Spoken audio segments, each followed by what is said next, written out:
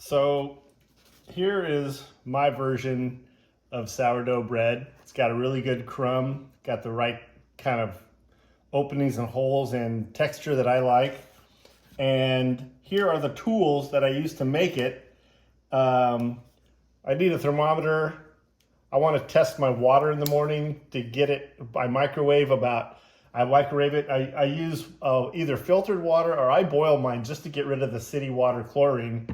But I want my water to be at about 112, and I'd like an area. I use a heating pad, like you put under your pillow, and I put it in an old bread box area that I have another little heating pad in that keeps it about 82 degrees, something like that. 84 is, I guess, some kind of ideal.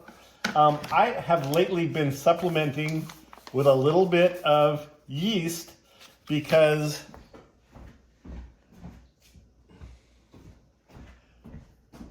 my sourdough starter, which is good, this is on its way up. My sourdough starter, although it gives it the good flavor, it's really not proofing correctly. So I'm just addressing the problem head on, and I'm using a half a teaspoon of dry yeast as well as then adding starter at the end. So hydration rate. I use 285 grams of 112 degree water and 400 grams of flour. I do about 50-50 just unbleached store-bought flour and 50% a high quality that I go to a big bread warehouse and spend 3 times as much for a 25-pound sack. So 285 grams of water, 400 grams of flour.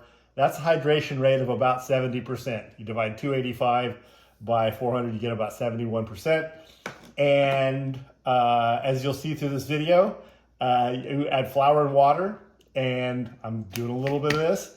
And then you put that together for about 45 minutes. It goes through an auto-lease process where the glutens are formed. It gets kind of shaggy. And then we will add starter and 10 grams of salt.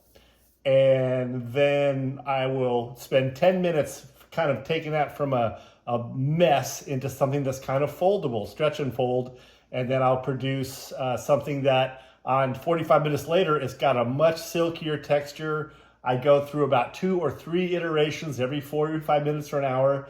And then I will put it onto a larger heating pad here, which you'll see later in the video. And then I will try and form something that's puffed up and kind of going through its bulk fermentation process. And then typically I'll put that in a Benetton and I will put it in the fridge overnight. Actually, take it in the Benetton, put it back in the hot box for 2 hours, 3 hours, 4 hours. It will puff up into the Benetton. I then put a plastic bag over it and put it in the fridge. It's actually ready to cook at that point. This one was brought together in the morning and cooked in the afternoon yesterday, only because I left it in the Benetton in the hot box too long and forgot about it. When I got back at 4, it was fully puffed and bubbly and ready to cook. So I turned it upside down and put it in the 500 degree oven for about 22 minutes. So the rest of this video is kind of how to put that together. Hope you enjoy it. So in making a loaf of sourdough bread, the first thing I do is I get my starter out from the fridge. This rubber band shows where it was when I fed it yesterday. And then I leave it in my warm box until it rises, probably 4 or 5 hours. And then I put it in the fridge. It's ready to go. It's happy. It's ready to make my dough for my loaf. So I want about 100 grams. So I get my scale out and I dump it in there. 100, a little more. So there's 138. That'll be plenty. And I'm going to take that and put it in my hot box that has a heating pad, and it's nice and warm in there. So that I want to get it kind of out of room, up to room temperature out of the fridge. The next thing I do is I'm going to use probably 285 grams of water. So I've zeroed my scale out, and There's 282. That'll be good enough. Now I'm going to zap this in the microwave and try and bring it up to about 120. A good thing to have is a digital read thermometer. I've heated this in the microwave for about a minute and it's reading 111. So that's pretty good to go. One thing I've been doing lately to get a little more rise out of my loaf is I've been adding a little bit of yeast, not very much. It's the sourdough is kind of lazy sometimes. I'm not sure why, but I'm adding half a teaspoon of yeast, and I'll even throw in a kick of sugar just to get that going. No big deal. Not a necessary step, just something I've been doing. I'm gonna give this a little mix.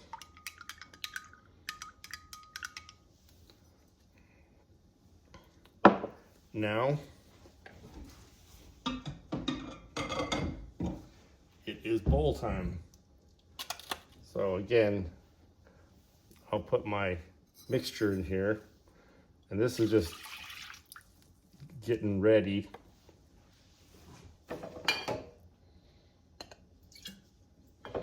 Get all that yeast out of there. Now I'm gonna zero my scale again. So it says 0. Now I'm going to do 400 grams of flour.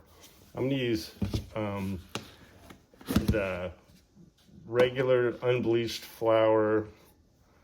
I'm going to do about 200 grams of this around, and then 200 grams of the artisanal expensive flour. So there's 200 grams.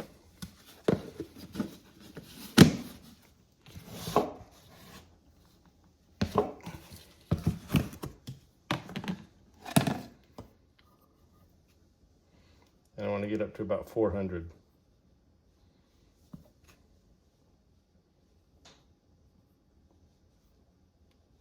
$3.96, close enough. Now, take my chopstick. I don't need the scale again for a while, so I'll throw it to the side. Incorporate this. A lot of people, you can get your hand in here and get it really nice and squished together, but this part will work kind of no matter what. Bowl scraper.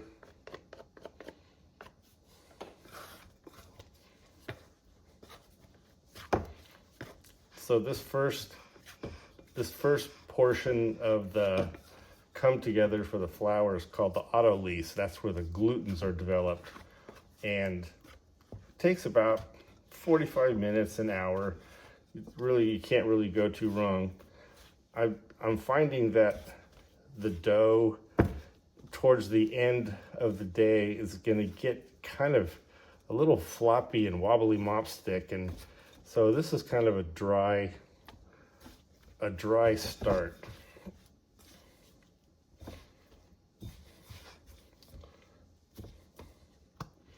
So that's pretty well mixed. Now I will use a shower cap, cover it up.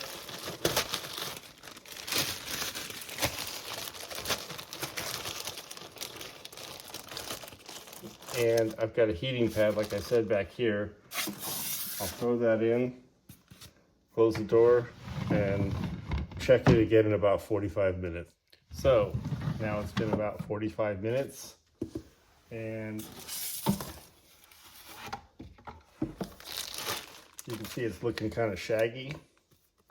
That's okay. I'm gonna zero my scale out. I'm gonna add 100 grams, kind of whatever's in here.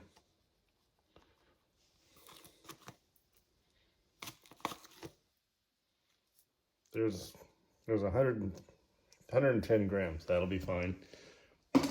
Now salt, I'm gonna zero the scale again, or just do the math, doesn't really matter. I want about 10 grams of salt. There we go. 11 grams of salt. That'll be fine.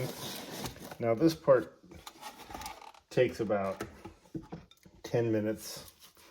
And first you dimple your starter into your dough. And you want to keep a little water on the side for your hand. I'm gonna get one hand sticky and one hand not sticky. And just keep turning it. You can squish any lumps that you feel.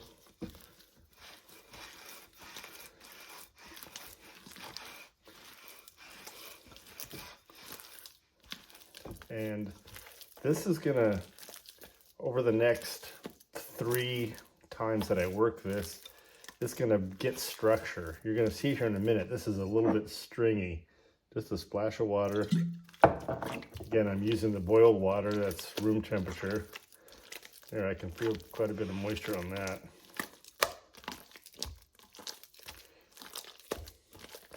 And now I start to pull it up a little bit and spin it.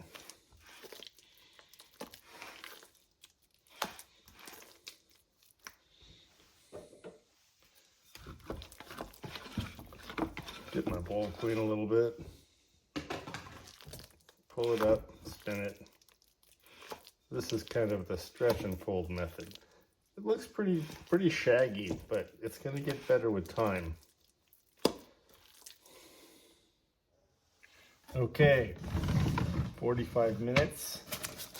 Let's check progress. You can see it's a lot smoother.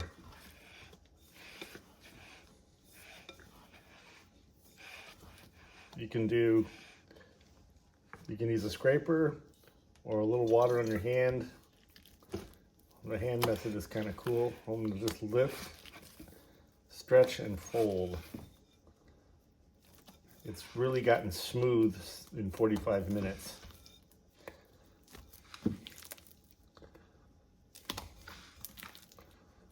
Gotten a little more puffy. So I usually do this for about a minute, constantly turning it inside out, stretch it, fold it. The glutens have formed. The sourdough and yeast are in there.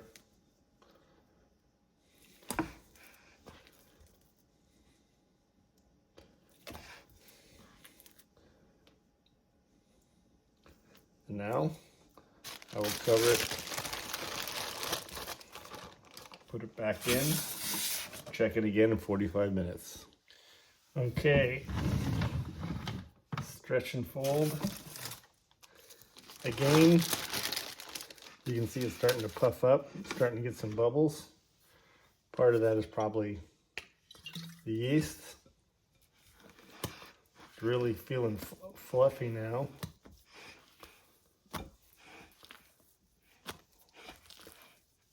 So the next one after this will be, I'll pull it out and get it ready to go into Benetton, and I'll show you that. Okay, that's looking really good. See, it's increasing in volume.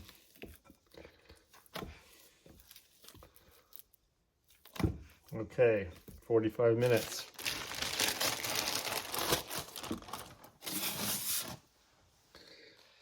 So here's how my starter is doing. I'm going to put it back in the hot box until it gets up to about there.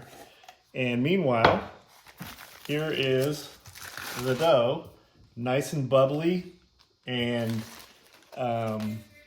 ready for laying down in the flour. And now I'm going to pop it out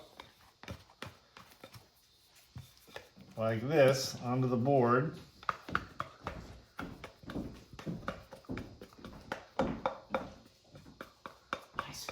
And then chop it up. Have fun. Now I'm going to sprinkle the edges with a little flour. and try and do a circle around it to make a dome like this, and put some tension. I'm trying to put tension on the surface. That's pretty good tension. Hit it with a little more flour. Now I'm going to put a tea towel. This is going to settle down. I'm probably going to do this a couple more times. So I'm going to, oh, by the way, heating pad to get this thing a little bit warm. It's a good idea. You want to be up at about 84 degrees. Put it down for a while. We'll check back later. Okay, so now you can see it's gotten kind of flat. I'm going to powder the edge again and try and give it a little more tension on the surface.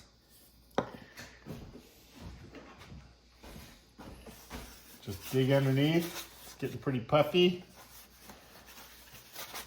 Got good fermentation going on.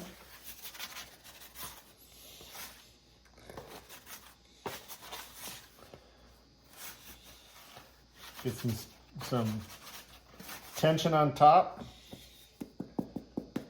And then I'm gonna put it down one more time and we'll be back.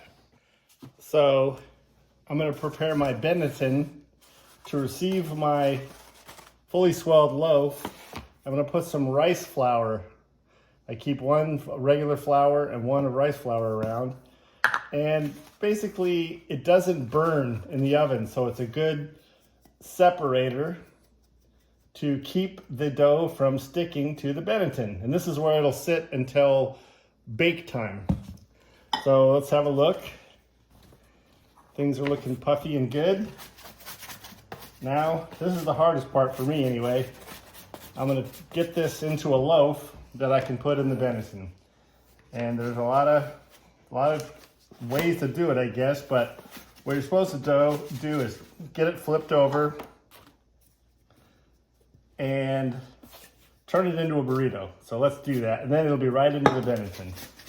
So, over she goes, ears up, fold the ears over, legs down, fold the legs up. Now I'm gonna roll it into burrito.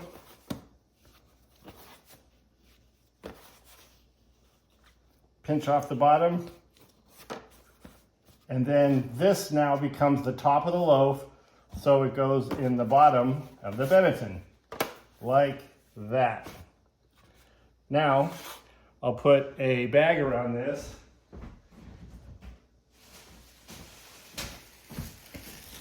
A little rice flour to keep the bag from sticking. I'll put a bag on this, and I'll put it back in the hot box, and it's gonna puff up and fill this Benetton up. We'll check back in a while.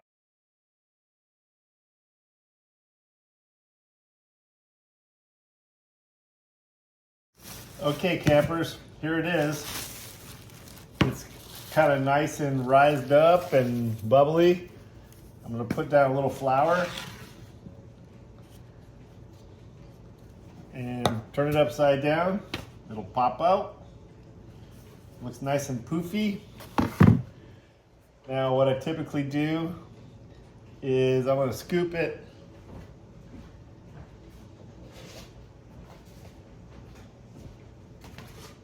onto, I've just got a tray to put it in the oven, and I reuse this parchment paper. This is use number 5 or 10 or something, but I'm gonna get it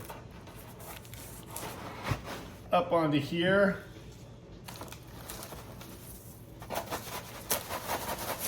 Get a nice little shape to it. Now I'll put a little rice flour on it. Kind of get maybe some lines from the rice flour. Now I'm going to take my lamb, which is a razor blade in a user-friendly case, and I'm going to score it.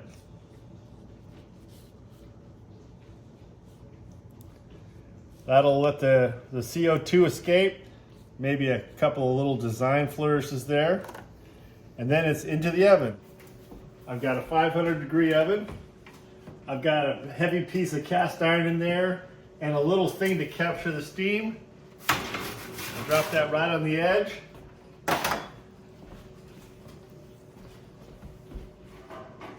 The steam helps it build bark. I'm gonna put a little steam in there. And then a little extra steam at the bottom of the oven. There we go. Now I'll set a timer for about 23 minutes. After a couple of minutes, I'll hit it with a little more steam. That steam will help it get a good bark on it. About the halfway point, it's a good idea to give it a spin, and the parchment paper really helps that. If you have an uneven oven, that also helps it. So give it another 15 minutes. Okay, so I'm gonna pop this out of here. And another good thing about having the parchment paper is you can slide it right off, and I will use this piece of parchment paper again. So there's the loaf. Came out looking pretty good. Checking the weight, that tells you if it proofed properly. It feels like it's going to be a perfect loaf. And Jenny, that's for you.